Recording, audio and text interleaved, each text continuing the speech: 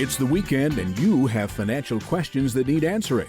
That can only mean one thing. It's time for Jill on Money, the show that takes the mystery out of your finances. Here's your host, Jill Schlesinger. Welcome. It's the Jill on Money show. We are so delighted that you are joining us. I know you could do lots of things in the middle of October. You could go leaf peeping. You could pick some apples. I don't know what else you could do, but it's the time of year to get outside because who knows how long we have, right? Not just weather-wise, with the other thing too. We're broadcasting from the Capital One Bank virtual studios. Capital One. This is banking reimagined. What's in your wallet? It's just been a very exhausting couple of months here in terms of trying to distill all of the financial news. So many of you have written in with your personal finance questions, but also some of the bigger questions around the economy, around taxes. So if there's anything that's going on for you, anything at all that you feel like, I just need another opinion on that, why don't you send us an email? Ask Jill at jillonmoney.com. Ask Jill at jillonmoney.com. That's our email address. And you will start to notice, you will hear some of your fellow listeners who come on the air with us. Would you like to come on the air with us? We sure would like to have you. That would be so much fun, right? I just get a lot more out of a personal conversation with somebody than I do when it's just the email. Also, it's terribly boring for me to just keep reading and hearing my own voice. Not the content is great. It's just my own voice is boring. Poor Mark. I mean, he wakes up in a cold sweat hearing my voice. God, you got to feel for the guy. So if you'd like to come on the air with us, when you send us an email, then just say, I want to come on the air. And Mark will set it up. He'll make the whole thing happen for you, which is just the magic of who he is. All right. So do that and let us move ahead here. Oh, Mark, I just wanted to start with a quick one. This is a YouTube comment from somebody who asked, what are the prerequisites for alternative investments? I am often presented by financial advisors to invest in liquid alternatives, hedge funds, private equity deals. Every firm seems to have its own suitability rules around who they share these investment ideas to. Is there an industry standard? At what point in your wealth accumulation should you think about allocating a portion of your cash to the alternative asset class? What a great question. So alternative investments don't really fit neatly into any bucket of asset allocation. And the idea of suitability is usually something that is sort of applied to people who have a bunch of money. The standard is really about, do you have the knowledge to be able to make this determination? And do you have the income or asset level? Okay. And that is something that the Securities and Exchange Commission calls an accredited investor. Okay. So this is so interesting because an accredited investor is somebody who is able to supposedly delineate about what is an investment that's worth their time and energy and has a wherewithal to take on a security which may not be liquid or tradable. Okay. And it's kind of important to know that these are very low bars. So you become an accredited investor if you've got a net worth that's more than $1 million, either individually or jointly with a spouse. Now, okay, well, that's interesting because a lot of people will say, I got $1 million net worth because I have a house. So, it's kind of, that's not so great. Because when you think that, that may not be somebody who could really value or evaluate whether this is a good deal or not for them or a good investment for them or makes sense in the overall game plan. And the other requirement as an accredited investor, it's an either or, okay? So it's either having a net worth more than $1 million, or you have to have an annual income of more than $200,000 as an individual, $300,000 if you are married filing jointly. It's got to happen over the last 2 years, and you've got to expect that you're going to have the same or more money in the future. Now, all of this being said, what I think is important is that recently the SEC adopted some amendments to this. And I don't know. I think this is a bad idea. I really think we should make it harder for people to be investing in some of these different alternative investments. The SEC is proposing different amendments, which would make it actually easier. So, all right. Well, that's the long story on that one. But what I think about alternative investments is that it really depends. It depends on your total net worth. It depends on other things that are going on in your life. It depends on how much liquidity you have elsewhere in your portfolio. I tend to use alternative investments for sort of like 5% of the total invested portfolio, not including your house, but total invested portfolio. So I hope that helps you. And thank you, because I think that's a really interesting question. Okay, next. Whew. Sorry, Mark, I went off on a tangent. You weren't expecting that. Bob says he's an independent contractor, a travel agent. He lost all of his commissions due to the pandemic. Florida resident, 6 months, must be 6 months and a couple of days in Florida, 6 months in New York. I'm a retired New York State employee. My pension and Social Security, this is interesting. My pension and Social Security are not taxable in New York. I am planning on withdrawing $80,000 from my deferred comp plan for a down payment on a second condo in Florida. This would exceed the standard New York married joint filer amount. My question: does the coronavirus-related Distributions CARES Act allow you to spread the distribution over 3 tax years?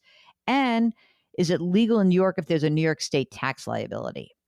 Yes, it is 3 years. You will have to actually do something like a little bit of an extra step. You'll have to do a coronavirus retirement distribution.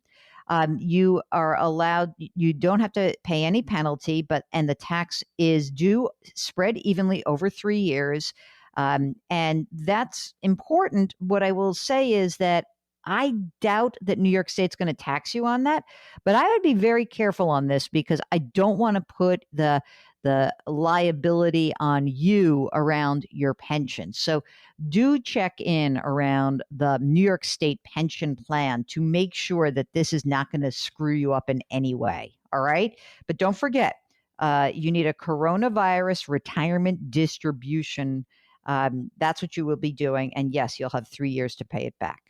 Okay, there we go. One segment in the can. How fast and easy was that?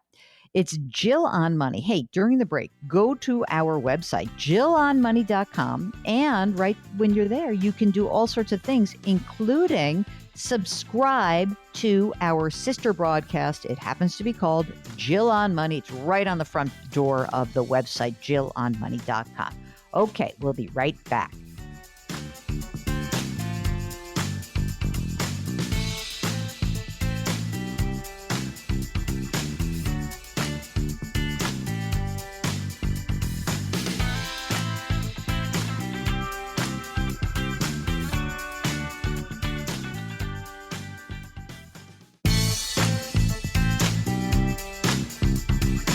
.401ks, IRAs, refinancing, she covers it all. Back to Jill on Money with Jill Schlesinger.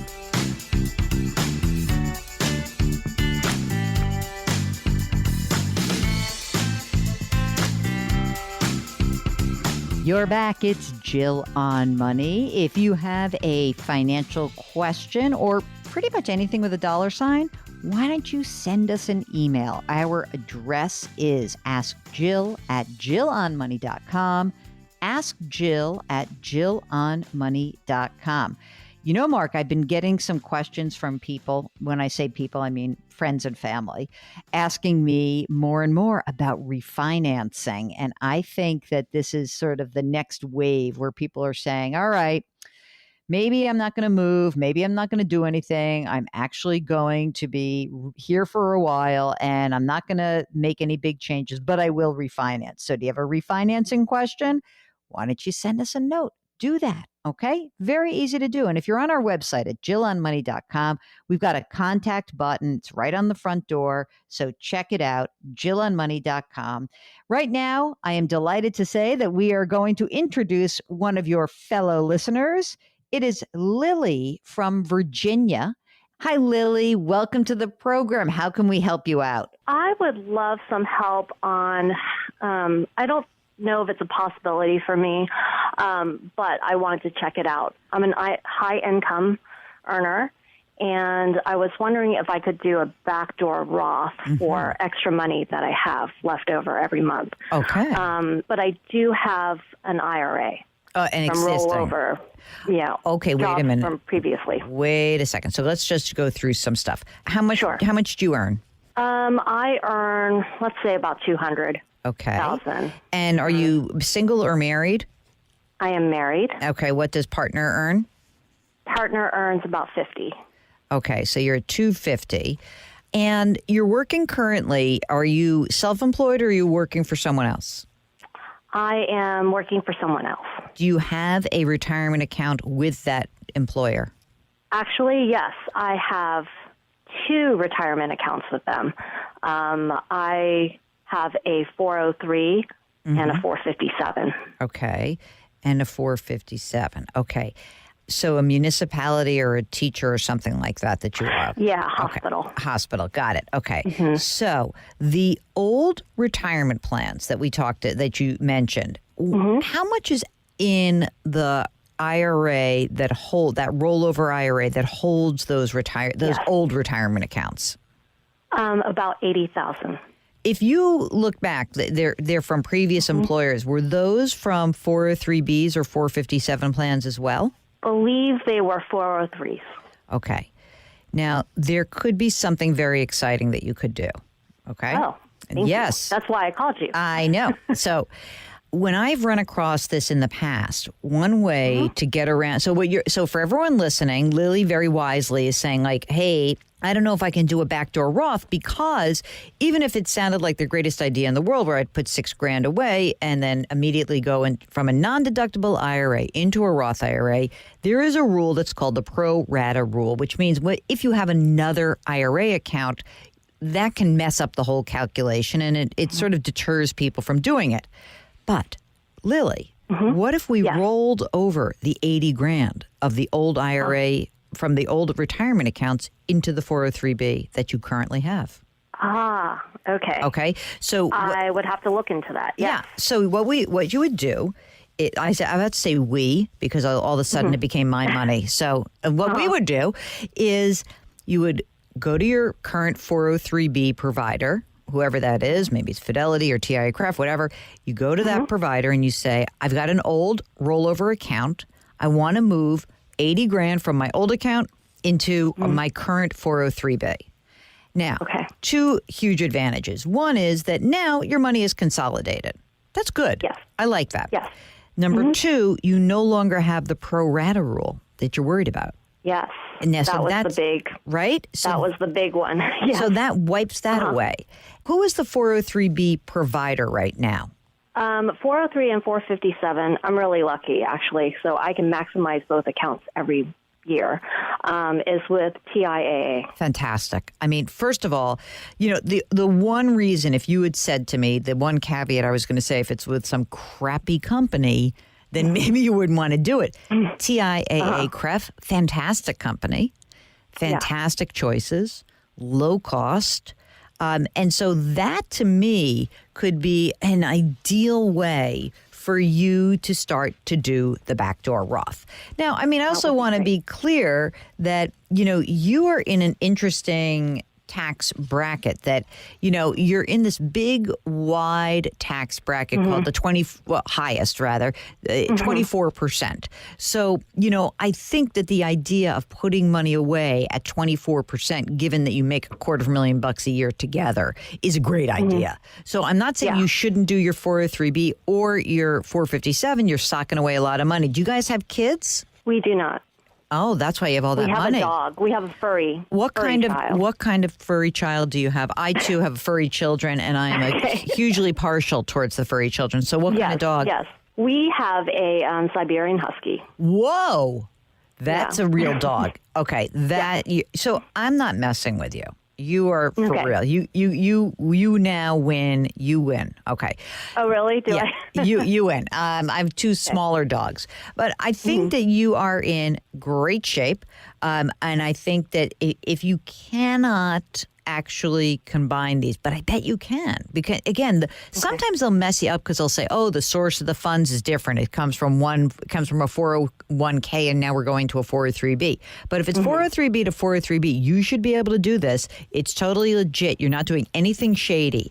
And so, and TIAA will help you facilitate this whole process. And then you can do the backdoor Roth. But let's go step by step. If you can't do it, the alternative would be for you to start converting the existing IRA rollover into a Roth. And you just do a little bit at a time to keep you in your tax bracket. Got it. Good? Okay, perfect. Yes. Fantastic. All right. And then my husband is self-employed. He has a very small business, currently with one employee. And so I was wondering for him, what would be the best way of setting aside retirement money? So it's a real employee. In other words, it's not just that he has a 1099 person who's a contractor, right? A real employee, but no health benefits and basically hourly. There are different retirement plans for self-employed people. There is something called a SEP IRA. There is something called a simple IRA. And it kind of depends how much money he's going to put away for himself, which one is better. There has to be some contribution for this employee. And maybe your husband would like to be able to do that. I think that you should look at both of them. I think the simple is obviously the simplest, but he won't be able to put quite as much money away. That said, maybe it doesn't matter because you're putting away so much money in your retirement accounts. So I might, if I were you, check out the simple. You can do it at a major brokerage house. So it's turnkey. The costs are very low, and do that.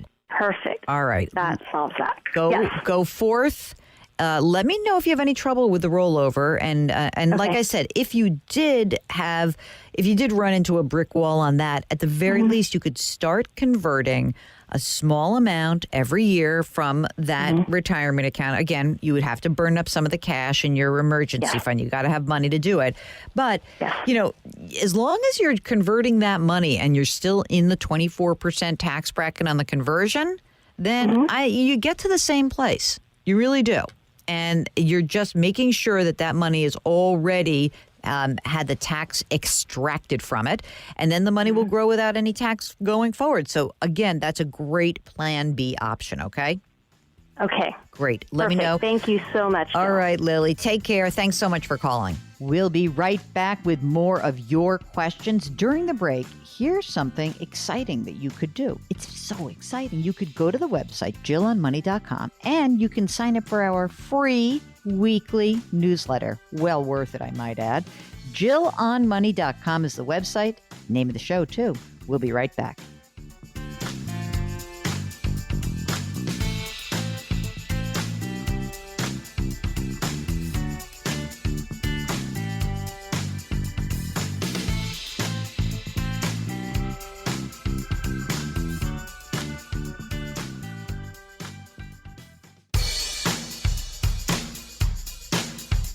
Do I invest here? Should I put my money there? Jill Schlesinger can help you. Back to Jill on Money.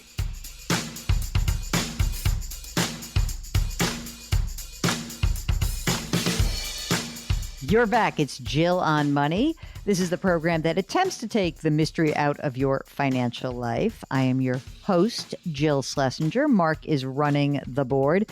Hey, Mark, was it okay that I mentioned about our associate producer and his role in the program? Did you notice that on the pod that I said that?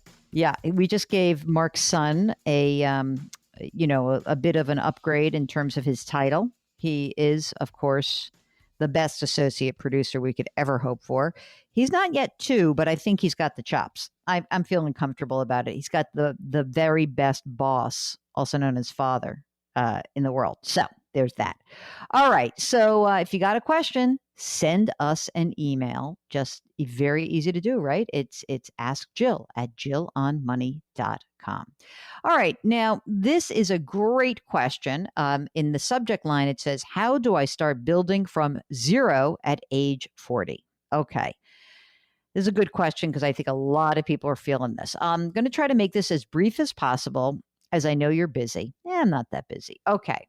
I'm 40, technically 41. After a decade of job hopping and 2 kids, I've come to the harsh realization I need to start saving and building for the future. Growing up, financial literacy and investing, those are all foreign concepts to me. After scouring countless YouTube and podcasts, I find your advice to be some of the most sound and concise, even though some of the terminology and ideas could be new to me. As a result, I have started some meager savings. I jumped on the Robinhood bandwagon, investing in the S&P 500. But all of this is still new to me. I'm about to start a new job. Well, that's great. I have a litany of questions about how and where to save money. Okay, here's the questions. What percentage should I put between investments and savings? He's asking about percentages. Here's the deal. Number 1, you must have at least 6 months of your living expenses in your savings. So that's number 1. So I don't know what that will be in terms of a split for you, but your number 1 goal, emergency reserves. Once you have that, then what I would say is that if the new job has a retirement plan, then you can start using that. And you may be able to do a little bit of both, especially if there's a matching component to the retirement plan. If you don't have a retirement plan and you're doing it yourself, then you can try to put away some money into an IRA, a traditional IRA, or a Roth IRA. I don't know how much you make, but I'm guessing that probably a Roth will be fine. And you can do those 2 things at the same time. I would weight your savings more than you're investing, even for retirement. So the next question is, aside from the S&P 500, what other funds or stocks should I invest in? I'm not trying to beat the market or day trade. I'm looking for long-term investments. Look, to just start out, I don't even think you need the S&P 500. You can just use a target date fund. But the other type of fund that I might put in is a intermediate term bond fund, some index, and Vanguard has that as well. Okay. I've been to your website and the amount of information is a bit daunting. Hey, I feel good about that. I couldn't believe we have that. I thought you were going to tell us that we don't have enough. Okay. I'm not sure where to start and what to focus on. Ideally, I'd like to set up a set it and forget it portfolio and that I just put money in every month and I'll split the investment and savings I need to make. At the same time, I would like to actually understand how to analyze stocks and options as I make investments. I would welcome any advice you could provide. Greatly appreciate it. Love the pod. Wayman. Okay. All right. So I think that what we really need to stress here is that if you want to learn about this stuff, that's great. But I want to start with a more grounded concept of when you are starting from zero, whether you're 40 or 20 or 80, it's the big 3 that I always focus on. And those big 3 aspects of your financial life are having the emergency reserve fund. That's an easy one, right? 6 to 12 months of your living expenses in a safe place. Number 2, paying down outstanding debt, not housing debt, but I'm talking about a credit card. Maybe it's a car loan, as long as it's not 0%. Maybe it's a student loan. And then 3rd, it's maximizing your retirement account to the best of your ability. Okay. So what does that mean for you? You've got some things ahead of you. And once you start doing this, I think you'll realize that all of these pieces can be automated, but it does take some work. If you want to just learn about this stuff, that's cool too. And, I think that, certainly I have general aspects of what you're looking for in my book, The Dumb Things Smart People Do with Their Money. But you can also just take it easy and not go crazy. Don't overwhelm yourself. Another book to potentially consider would be my friend Jack Otter's book, Worth It, Not Worth It. It's kind of a fun book. A couple of books that are written for millennials, which is really the same for you. It's just like for people starting out. So Aaron Lowry has a book. Beth Kobliner has a book, Get a Financial Life, all these kinds of things. There's a lot of resources out there. So if you have further questions, do not hesitate. You can follow up with us. I'm happy to do that. Okay. All right. Excellent. Okay. Martha writes, I'm confused about FICO scores. My credit union uses Equifax, and through Equifax, the FICO score is 787. Likewise, my Citibank credit card uses Equifax, and there my FICO score is 838. Meanwhile, my Capital One credit card uses TransUnion, and my FICO score says 811.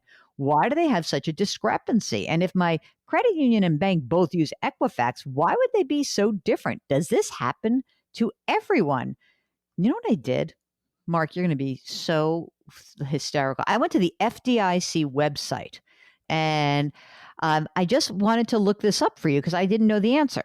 I think that what's interesting is that credit scoring modeling can change from institution to institution. And I don't even want to tell you the whole thing, but these scores should actually sync up eventually. But each bureau generates its own scores. They've got different files. And then there are 3 different classic FICO scores, and they may be using different scores. But long story short is, I don't really think you should worry too much about it. I don't think this is a bad thing for you, but I do think it explains some of the divergence. Okay. All right. It's Jill on Money. When we return, more of your questions. We'll be right back.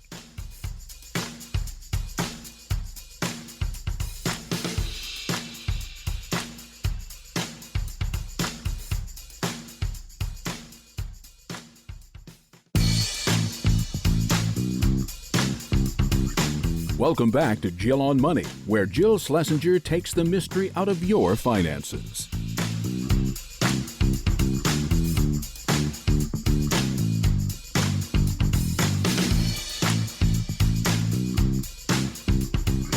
You're back. It's Jill on Money. If you have a financial question, a money question, anything with a dollar sign and it's bugging you, why don't you shoot it to us? Let us take that burden off of your shoulders. All you have to do is send us an email. Ask Jill at jillonmoney.com. Ask Jill at jillonmoney.com. All right. Laura writes, thanks for all of your great advice. I was so happy when you transitioned to a daily podcast with caller questions. Guys, you're listening to the radio show. We have a sister broadcast. It's a podcast. It happens to be called Jill on Money, and it's daily. So if you can't live with us just with one broadcast a week, hop on to the website, jillonmoney.com, and you can subscribe and hear us every single day, even on the weekends, too. Tell you the truth. It's amazing. All right. Laura goes on to say, my husband and I are both in our mid-40s. We've got 2 daughters, a 6-year-old and a 13-year-old. My father is in his late 70s and he's in great health, and I'd like for him to move in with us when he's ready to downsize from his current home. Any care that we take on for my dad will be more than covered financially through his personal finances. Oh, Dad's got a net worth of more than $4 million, and he also has a generous long-term care insurance policy. I'm writing to you today to ask for a gut check on the cost of a house remodeling for the family. The remodel would add an extra bedroom for my dad and second bathroom for all of us. A den for the kids, plus it would take care of some of the much-needed structural upgrades. I've always been conservative with my finances, mostly because my career has been in nonprofit and academia, low-paying, and my husband's earnings are unpredictable. However, I am a disciplined saver, and despite modest earnings, I think we're in a stable position to take this on. I transitioned a year ago to a role with a for-profit company in Seattle. I've been socking away every extra penny of my new earnings in hopes of tackling the project while my kids are young enough to enjoy it. Oh, that's a very nice. So that's great. Okay. Here we go. Her current income, 147 grand before taxes. Doesn't count bonus. Husband's income is 25 to 40 grand a year. So we don't use it for day-to-day living. Any earnings that come from my husband or my bonus just go to savings. Retirement, we've saved $400,000 for retirement. 35 grand is pre-tax, the rest in Roth IRAs and my new Roth 401k from the new employer. Whew, good. I'm currently contributing 10% to the Roth 401k. Employer matches 2%. My husband is not contributing right now. Emergency fund, $50,000 in cash, which is 6 months of our living expenses. All right, here we go for the house. You ready? They bought the house back in 2015. It was, oh my God, they bought the house for 615 grand in 2015. And they have a $425,000 mortgage. But here's what's amazing. The house in just 5 years went from 615 in evaluation to 900,000. They refinanced back in March, so they've been saving $300 a month. They've got some 529 plans, 130,000. Other funds, $100,000 cash on hand for the remodel. She says, I think another 150,000 total in next year's bonus plus RSUs that will vest. Cost. We would like to allow ourselves 250,000 in the remodel budget. It's possible the project could cost as much as 300,000. The planned upgrades would take our house to an estimated $1.1 million. We've got 100,000 in cash, and we're thinking we could use 150,000 in the home equity line of credit, but we haven't taken out yet. Let me know your thoughts on whether this is a reasonable budget. Thanks for all you do. Wishing you peace and good health to you and your listeners. A middle-aged mom in Seattle. I like this plan, by the way. Okay, so yes, do I think this is possible? Absolutely. What I guess I'm also sort of wondering, though, is if since you're spending this money in anticipation of having your father live with you, I just want to make sure, like, is dad on board with this? And if dad's on board with this, maybe he could float you the loan instead of you doing a home equity line of credit. You didn't mention whether you have siblings or not, but that may be a possible way to do this a little bit more efficiently. It might be good for him because if he's got $4 million, maybe instead of paying the bank the interest, you could pay him some interest. So that's one thought. Otherwise, I think a home equity line of credit is fine. It kind of depends where we are in the cycle and when you're doing this. Let's say you're doing it right now. And I think that you could essentially do the home equity line of credit, pay that down after the fact, and maybe even, depending on where rates are, determine whether you refinance again. I don't know. But I think this is a good plan. Mark, are you down with building this plan out? I think they're good savers. I feel very comfortable that they can do this. Mark's on board as well. So I think that we're on board with this and we like the plan. So number one, you might want to talk to dad just to make sure he's also game. And even if he weren't interested in doing it, you can still do this project. You're doing just great. Okay. So good luck. Thank you so much for writing. I'm excited by that plan. Can you imagine 5 years that home equity has gone up so dramatically? It's unbelievable. Yes. Yes. See, I think a lot of the coastal markets are just exploding. I mean, not New York, of course, but some of those big markets where there's huge amounts of tech jobs and people are making tons and tons of money. Anyway, okay, well, there we go. Another segment in the can. During the break, why don't you hop onto JillOnMoney.com, and you know what? You can watch some TV segments. See what's going on with my hair. Give me your opinion. Just kidding. Don't give me your opinion. I already have a mother. Jill on Money. We'll be right back.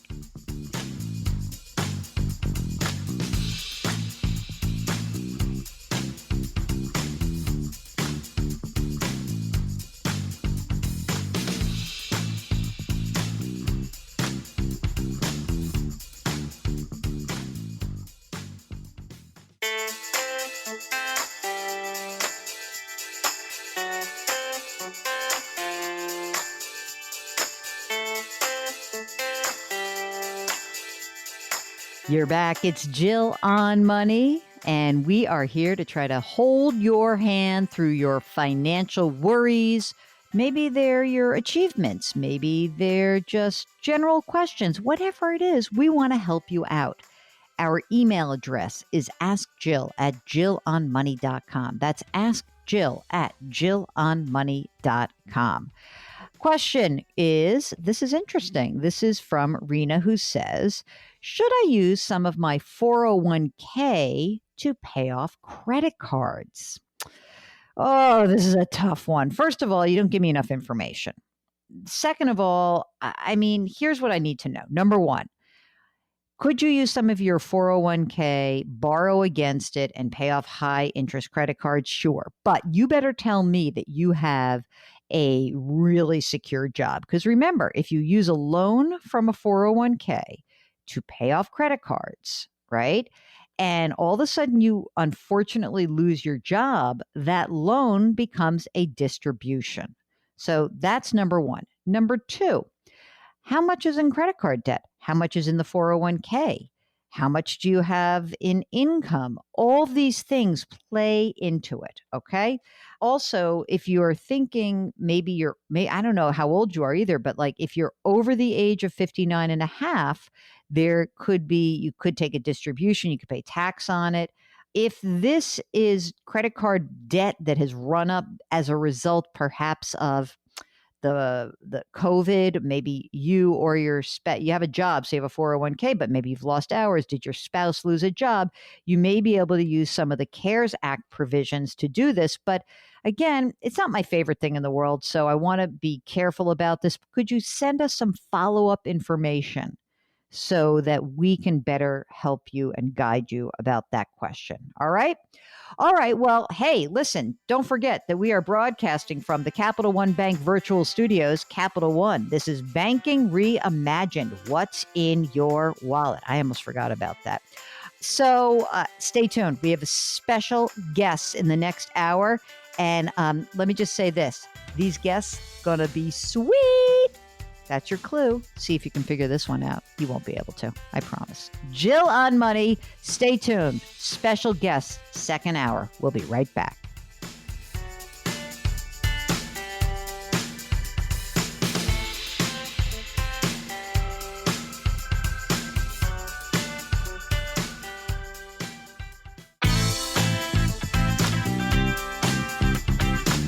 It's the weekend, and that can only mean one thing. You're listening to Jill on Money, the show that takes the mystery out of your finances.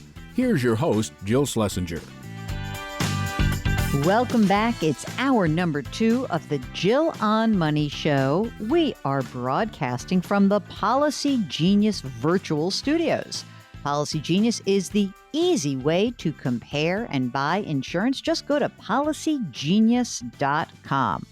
Well, you know, we love the second hour because that's when I get to interview a guest and I get to goof off a little bit because I can pick guests that are just exciting and interesting to me. And this one fell in my lap, I'll admit it. I had my friends over at CBS This Morning, you know, my real employer, who asked me to conduct a podcast for them with the founders of, wait for it, Ben and Jerry's ice cream. It was fantastic. I was so excited. Ben Cohen and Jerry Greenfield. And what was so much fun about it is that they are exactly what you imagine. They're just normal guys who are gazillionaires, obviously, but they have a fairly interesting path to success. And they have been so generous in terms of their corporate culture that they created. And so let's start the interview where I like to start many interviews. It's essentially to find out, how did these two people come together? What brought them together? And from there, we will learn so much more about their ethos and about what made the success of Ben and Jerry's today way back when. Here's our interview with Ben Cohen and Jerry Greenfield, founders of Ben and Jerry's. We met in 7th grade gym class, running around the track. We were the two slowest, fattest kids in the class. Interesting. And where was that? Where were you growing up at that time? We were in Long Island, in Merrick, Long Island. You know, when you're at the back of the pack, you become very good friends. How did this relationship develop from 7th grade on? Well, we stayed friends through junior high school and high school. I went to college and tried to get into medical school and never got in. Ben dropped out of several colleges, tried to become a potter, but nobody would buy his pottery. And since we were both failing at everything we were trying to do, we thought we would try to get together, do something fun, and we'd always like to eat quite a bit. And so we thought we'd do something with food and just picked homemade ice cream. So how did you get land in Vermont?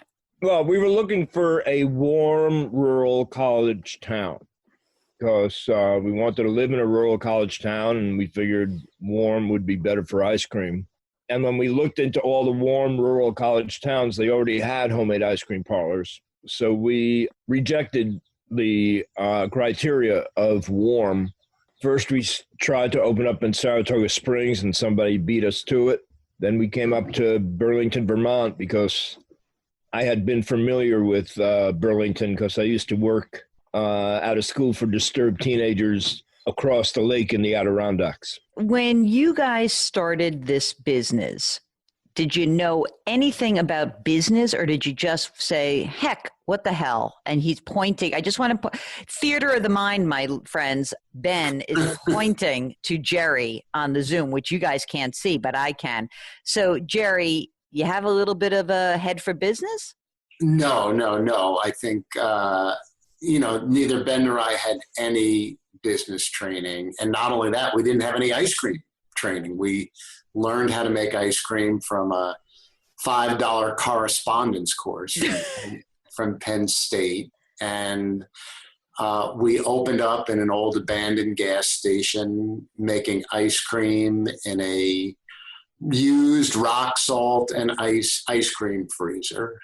So, it was kind of a homemade ice cream parlor. We didn't really think of ourselves as going into business. We thought of ourselves as becoming ice cream guys and doing that for a couple of years. And then we thought we would do something else after that. When did this thing called Ben and Jerry's ice cream start to take off? Was it an immediate impact? I think it was an artistic success, as we would say. But, Vermont has a very short season for ice cream. And so the ice cream shop itself was struggling. We started packaging ice cream into pint containers to sell it to mom and pop grocery stores and then eventually supermarkets. And I think once we started packaging the ice cream, it started doing well, mostly because Ben came up with all the flavors. Ben, is this how you sort of figured out your creative spirit, not through the pottery wheel, but through naming of flavors? It was mostly the creation of the actual ingredients that go into the flavor. The naming was not a big thing. We were coming up with very straight names, and what happened was that some of our customers made some suggestions for flavor names, and Jerry would personally read all the consumer mail, and he'd personally handwrite responses. And so he, saw these potential flavor names come up, and he gave them to me, and I said, wow, that's great. And that's how Cherry Garcia was created. That's how Chunky Monkey was created. That's how Chubby Hubby was created. And how do you think that those names impacted? It just was a marketing quirk that you came upon, and then it just became its own thing. It was almost like self-sustaining. Is that what happened? We never felt like Ben & Jerry's was about funky flavor names. We always thought it was about the ice cream. And as the company grew and as other people started putting their mark on the company, they felt like it's about funny flavor names. So, well, it's a combination of the naming plus the flavors themselves. Ben's being, very humble here. He came up with all these flavors with big chunks of cookies and candies that Ben & Jerry's has become so well known for. So Ben is really responsible not only for those chunks and swirls, but how they're combined together. It's not some random thing. It's not just about throwing a bunch of stuff together in the ice cream. Talk a little bit about your own activism and how you brought that into your company. How did that become part of the ethos of Ben and Jerry's? I think at the very beginning, Jerry and I were trying to express our values through the business.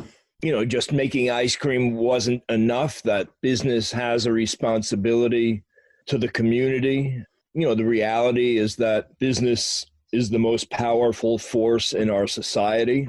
If we're going to deal with, a bunch of the social issues that are confronting us, business really needs to take the lead because, business is, the only place where we have organized human energy plus money, which equals power. We decided to harness that power for the common good, for justice. I was one of those gullible little kids in elementary school, and, we said that pledge every day, and it ends with the words, "and justice for all." And I thought that was for real. You grow up and you find it's just a bunch of words, and felt like we had to address it. We'll get back to our interview with Ben and Jerry, Ben Cohen and Jerry Greenfield, in just a minute.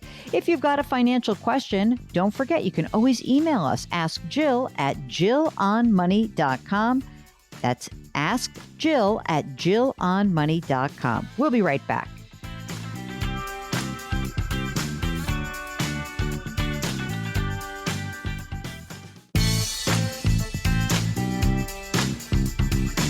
.401ks, IRAs, refinancing, she covers it all. Back to Jill on Money with Jill Schlesinger.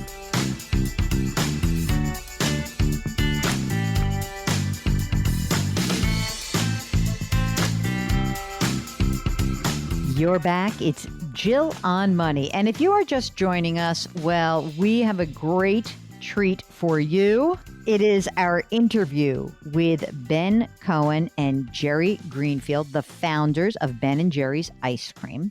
These guys, who met when they were in middle school, they were really first among companies in corporate America who had really made it big and started to speak up and make a statement and really bring their values into the company and to express those values every single day.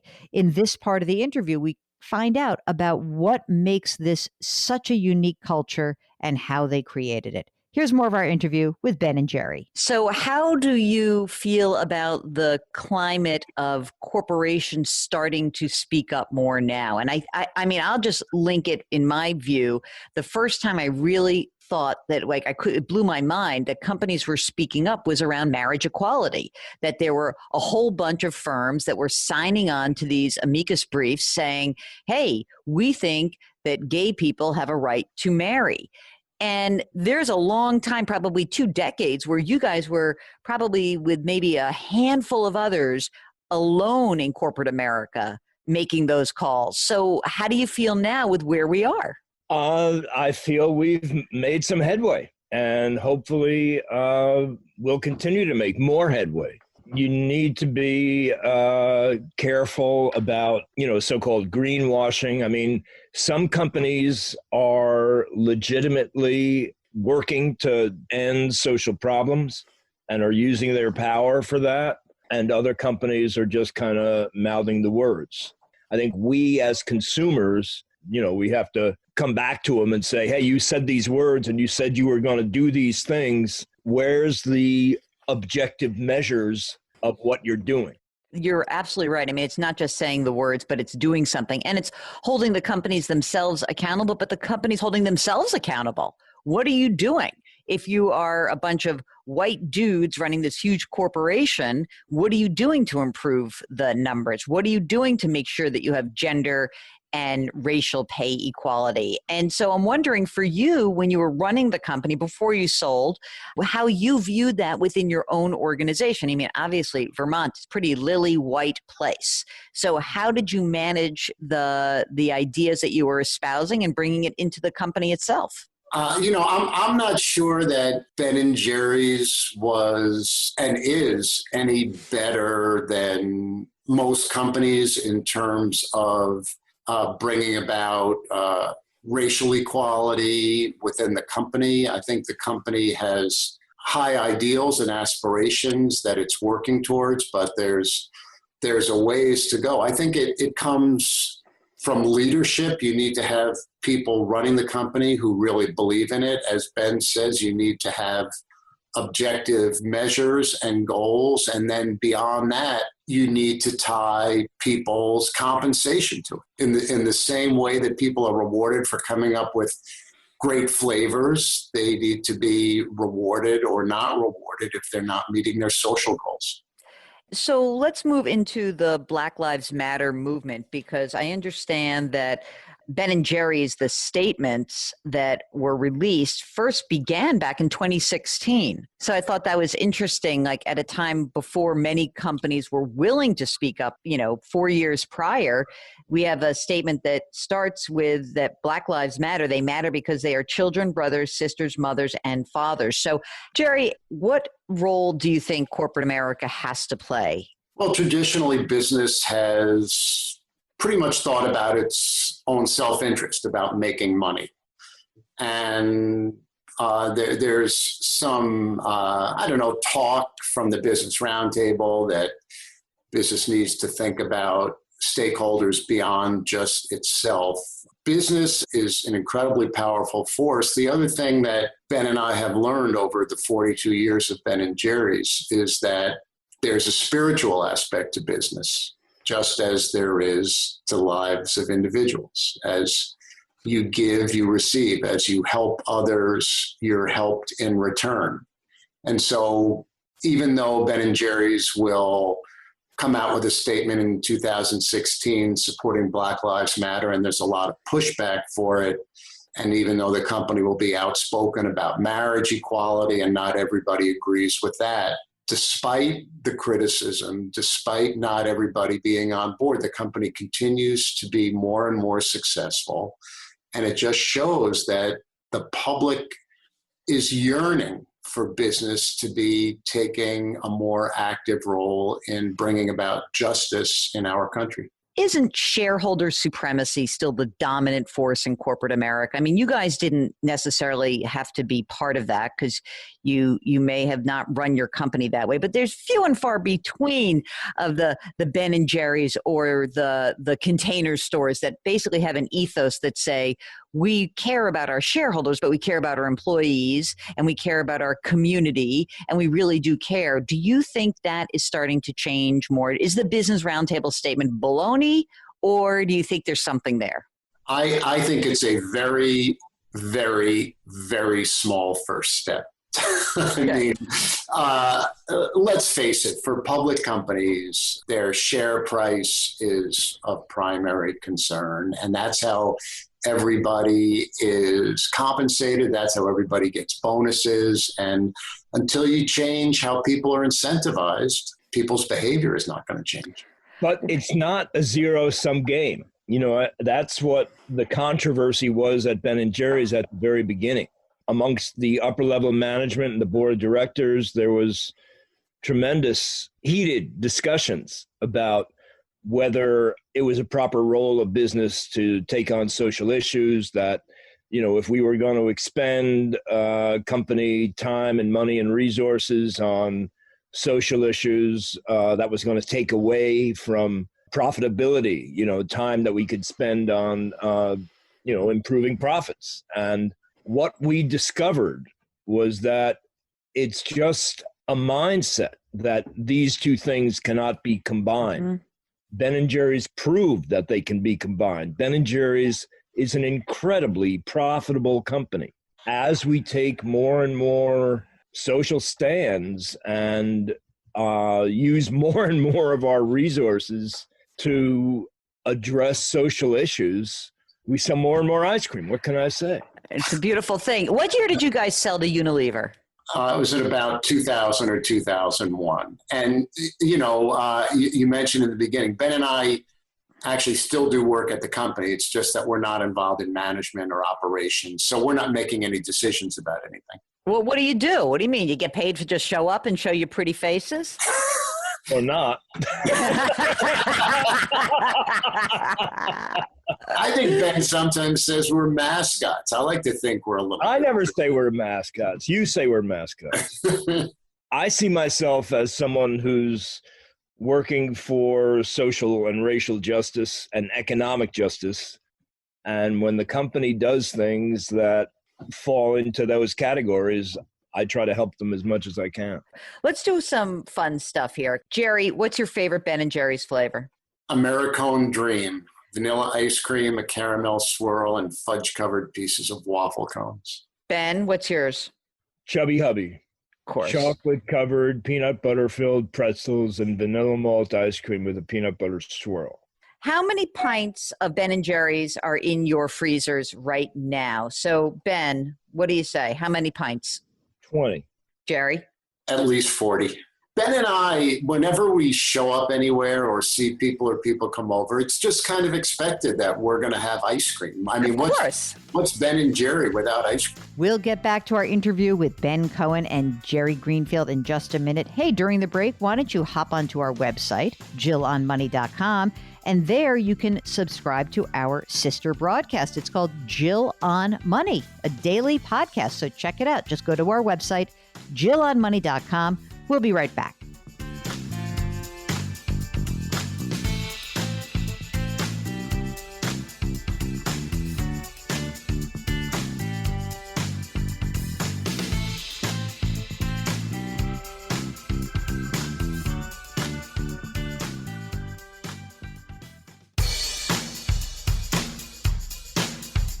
Do I invest here? Should I put my money there? Jill Schlesinger can help you. Back to Jill on Money.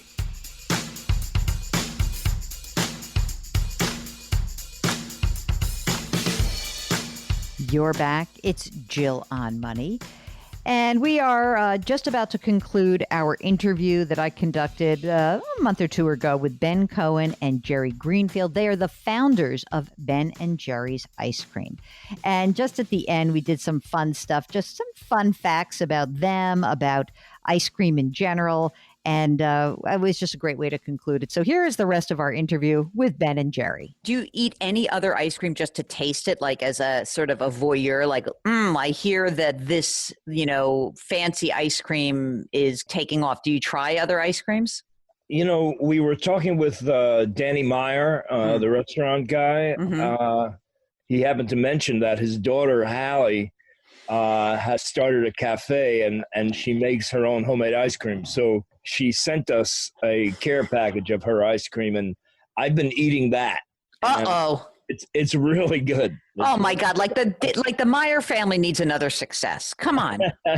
I mean, I was supposed to be. Well, I told Hallie that I would eat the ice cream critically and make notes on each flavor, and I ended up liking it so much that I just ate it recreationally and forgot to write. What about you? Do you have another ice cream that you should plug here? What do you think, Jerry? I mostly eat Ben and Jerry's because I really like it, Mm-hmm. and I don't have to pay for it. And I think if other ice cream companies wanted to send me ice cream, me too. Give them my address. I would be more than happy to be eating their stuff. All right, I have a question. You're New York boys. You grew up in the advent of the Carvel world, right? Tom Carvel, Pushcart. Cookie Puss. Cookie Puss, that's right, exactly. Fudgy the Whale. If you eat that kind of ice cream, is it a little bit beneath you because it's a little too, I don't know, like, in other words, if I showed up with a bunch of soft serve with some chocolate cookie topping from Carvel and I imitated Tom Carvel, you would be okay with that? Yeah, totally okay. I mean, one thing I want to point out is that Carvel, in the realm of soft serve, is very, very high quality, or at least it was when we were growing up. There's a lot of soft serve that's real crap. And that has, chemicals in it, doesn't have any butterfat in it. Carvel is actually soft ice cream. They're allowed to call it ice cream because it's got, the minimum amount of fat. All right. What's this deal about storing pints upside down? Does that actually work to prevent freezer burn? I just read about that Ben & Jerry's, the company, is recommending that. It's kind of the first I've heard of it. All right, good. Good to know. I mean, I was talking, well, the deal is that you get ice crystals on the top of your ice cream if there's air space between the ice cream and the lid. And, talking about storing it upside down, I mean, that's only going to work if you've really melted the ice cream so that when you store it upside down, it, slaps into the lid. All right. Hey, you ready for your serious ending question? Mm-hmm. How do you want to be remembered, Jerry, when you think about what you've built with Ben and Jerry's? What is it that you think, hope that your legacy would include? So first of all, I never give it a second's thought. I guess I would like to think that Ben and Jerry's was somewhat of a pioneering company in demonstrating that business can and should have a broader view of social justice and racial justice, and that it works for business as well. And how about for you, Ben? Well, first of all, I want to say that apparently Jerry and I are of a certain age, because, we've never really been asked that question before. Uh-oh. A couple of years ago, some organization said they wanted to give me a lifetime achievement award. Uh-oh. I said, this is the beginning of the end. You betcha. So they changed it. They gave me some other different kind of award. It's just exactly what Jerry said, that we were one of the early pioneers in the movement to make it clear that business has a responsibility to the community, that as the most powerful force in the society, if all it cares about is its own narrow self-interest, the society's going to go to hell. Okay, thanks again to Ben and Jerry. That was just such a delight for me. Oh, they were wonderful. I'm also very happy to know that my taste in ice cream has really escalated in all of my COVID lockdown moments. It's the one dessert that I actually still really break a diet for no matter what. Love it. All right. Marilyn wants to know, subject line, where to put the money. Okay, here's a question. I recently refinanced my home with a cash out.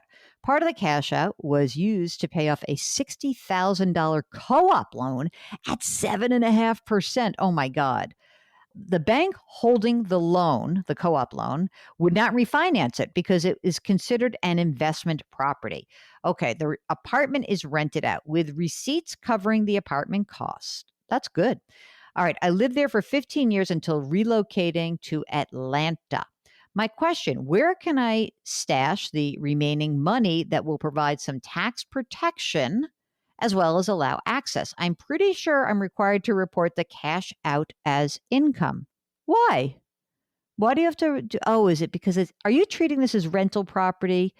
I don't know if you need to do a cash out as income. But be that as it may, I think that what's important here is sort of like where it's like you want the best of both worlds, right? You're like, I want it to be safe. I want it to be accessible. I want it to be tax efficient. Can't be all those things.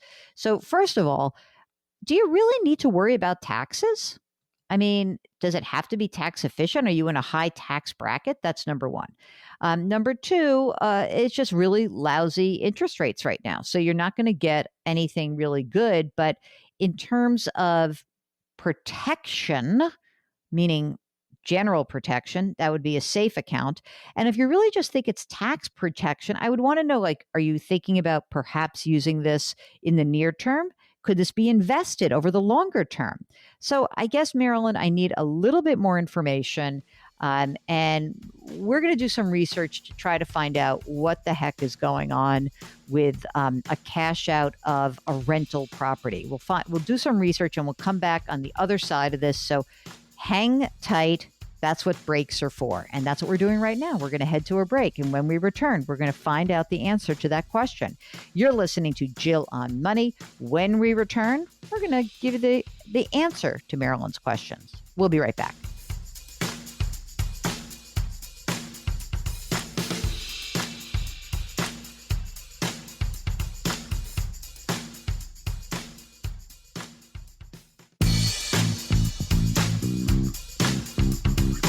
Welcome back to Jill on Money, where Jill Schlesinger takes the mystery out of your finances.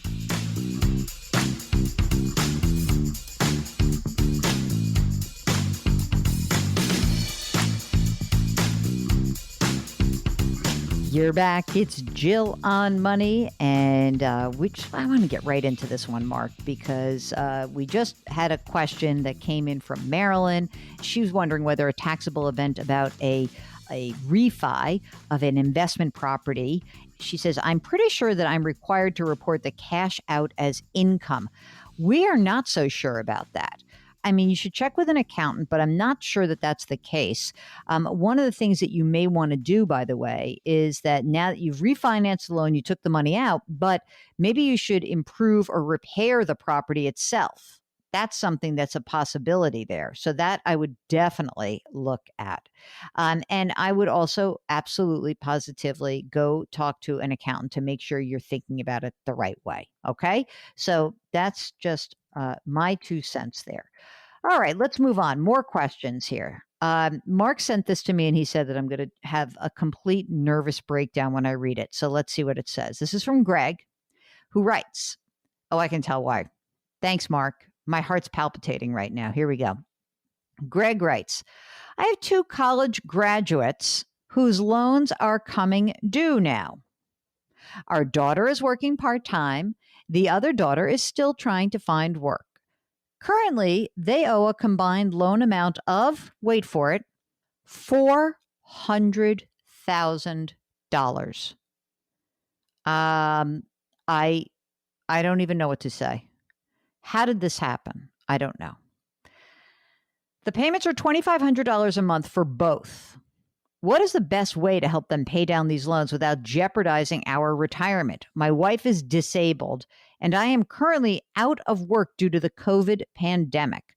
My wife and I are in our early 60s. We both have a small IRA worth about $100,000 and some life insurance, about $500,000. Since refinancing our home is not an option, what should we do? We have equity in our home, but we would be hard-pressed to sell and move out as my wife is very ill. We appreciate your thoughts and advice. Greg, I'm so sorry. This is a terrible situation. So number one, I'm very sorry about your wife. That's horrible. I'm very sorry that you are out of work. Unfortunately, there is nothing you should do to help your children right now. What should have happened was they never should have borrowed this much money because it's just beyond.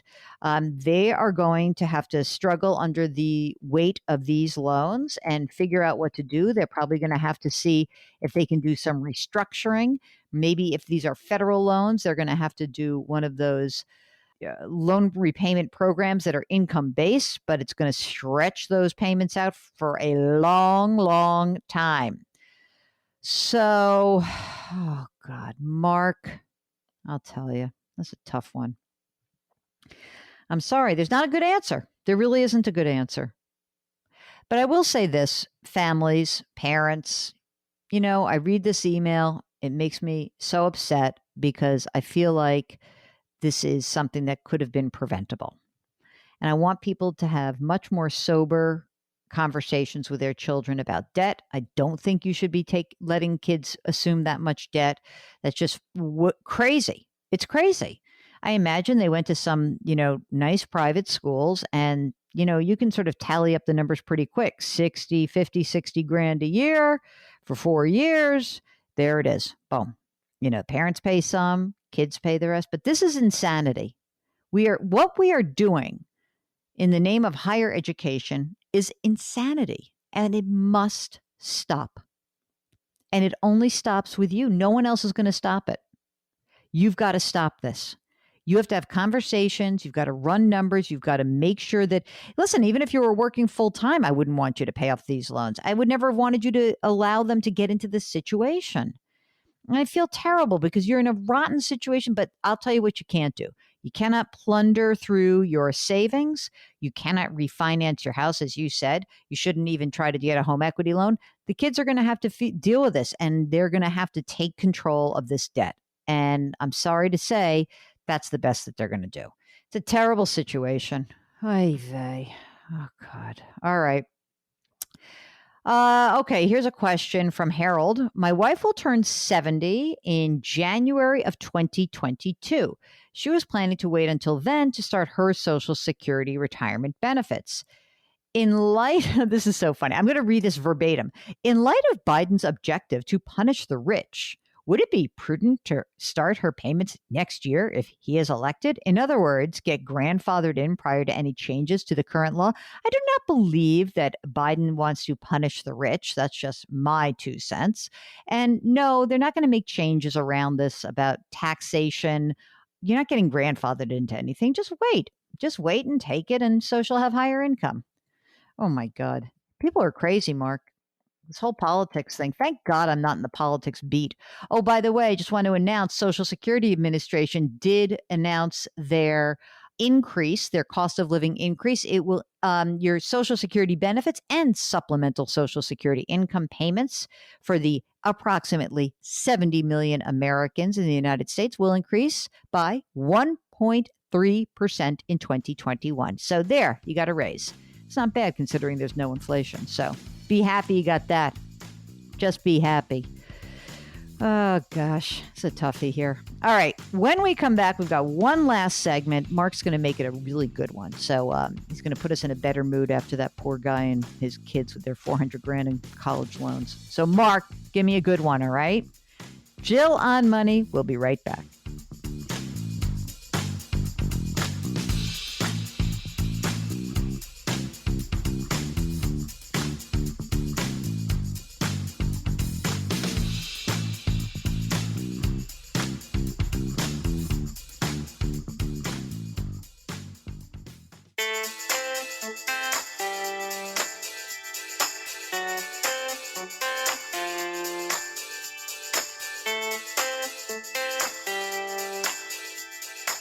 You're back. It's Jill on Money. We are broadcasting from the Policy Genius virtual studios. Policy Genius, it is the easy way to compare and buy insurance. Just go to policygenius.com.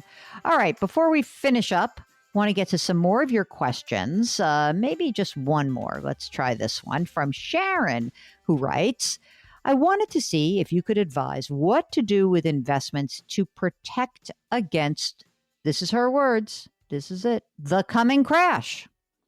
I'm very concerned because I keep reading that we're going to enter a recession that will far exceed the Depression. I'm worried as my husband and I are older and we are unable to go back to work, especially me. I'm disabled. Appreciate any guidance. Okay, first of all, Sharon, we're already in a recession. The recession we are coming out of right now is, not as bad as the Depression, but close, pretty bad. What's more important is, what is it that you have in your investments? How are you managing those investments right now?